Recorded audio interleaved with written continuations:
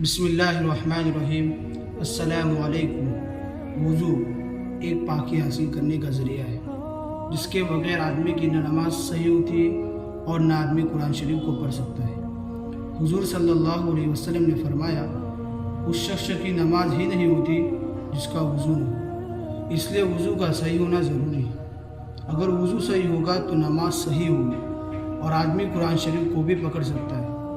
بعض مرتبہ آدمی اپنے آپ کو باوضو سمجھتا ہے، لیکن کچھ غلطیوں کی وجہ سے اس کا وضو نہیں رہتا، اس لیے وہ نہ نماز پڑھ سکتا ہے اور نہ قرآن شریف کو پکڑ سکتا ہے۔ تو آج ہم اس ویڈیو میں جانیں گے کہ کتنی چیزوں کی وجہ سے آدمی کا وضو باقی نہیں رہتا۔ اس لیے بنا سکپ کیے ہوئے ویڈیو کو پورا دیکھیں۔ تو چلو ویڈیو کو شروع کرتے ہیں۔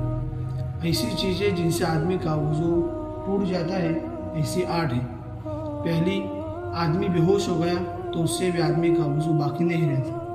دوسری، آدمی پاگل ہو گیا تو اس سے بھی آدمی کا وضو باقی نہیں رہتا۔ تیسری، آدمی نے منہ بھر کر کے تو بھی آدمی کا وضو باقی نہیں رہتا۔ چوتھا، آدمی نماز کی حالت میں ٹیک لگا کر سو گیا تو بھی اس کا وضو باقی نہیں رہتا۔ پانچواں، آدمی نماز کی حالت میں زور زور سے ہنسنے لگا جس کی وجہ سے اس کے دانت دکھنے لگے تو بھی آدمی کا وضو باقی نہیں رہتا۔ چھٹا، آدمی کے بدن سے خون یا پیپ نکل کر اپنی جگہ سے بہنے لگا تو اس کی وجہ سے بھی آدمی کا وضو نہیں رہتا۔ ساتواں، آدمی نے ہوا خارج کر دی تو بھی آدمی کا وضو باقی نہیں رہتا۔ آٹھواں، اگر پاخانہ یا پیشاب کے راستے سے کوئی چیز نکلی تو اس سے بھی آدمی کا وضو ٹوٹ جائے گا۔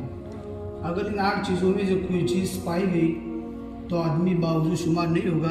اگر اس کو نماز پڑھنی ہے یا قرآن شریف پڑھنا ہے تو اس کے لیے دوبارہ وضو کرنا ضروری ہے۔ السلام علیکم۔